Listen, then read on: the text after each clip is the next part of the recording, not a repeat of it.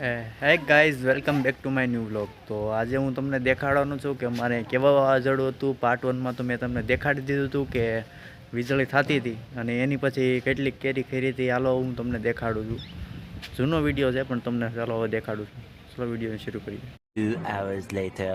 તો અત્યારે આપણે વાવાઝોડા પછી વાડિયા જવી છે અને જોવી કેટલીક કેરી ખરી છે.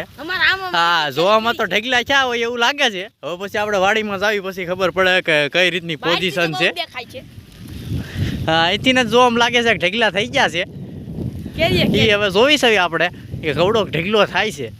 10-15 મણનો ઢગલો તો પાકો. હા, ઢગલા કરી નાખ્યા છે. હારા ઢગલા કર્યા છે. આ તમે જોવો આ કેરીના ઢગલા. આ તડકા વચ્ચે પડી ગયેલી કેરી છે બધી.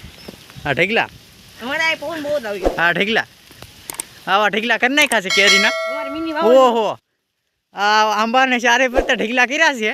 પણ કેરી ઓછી ગઈ છે થોડી ઘણી. અમારે તો ઘણા બેસી ગયા અહીંયા. હા, જોઈ લો આંબે ઢગલા છે ઉભા.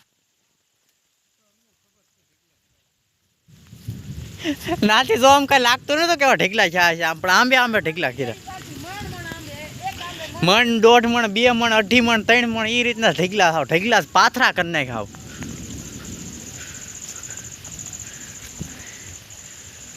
ઢગલા કરેલા ઢગલા આંબે.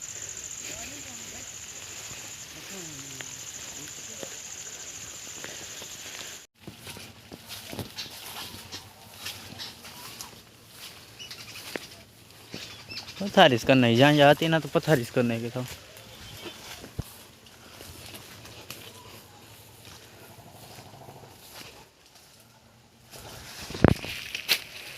पड़े या भाई लहरवा मीडियम हिंदी साफ करने को ढीला करने का.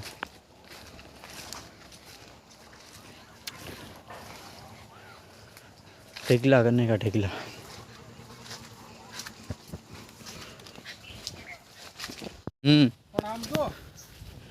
ધૂંધણાવી નાખ્યું તું. ધરતી કંપાવામાં ધૂંધણાવી તો નાખે જ ને બધું.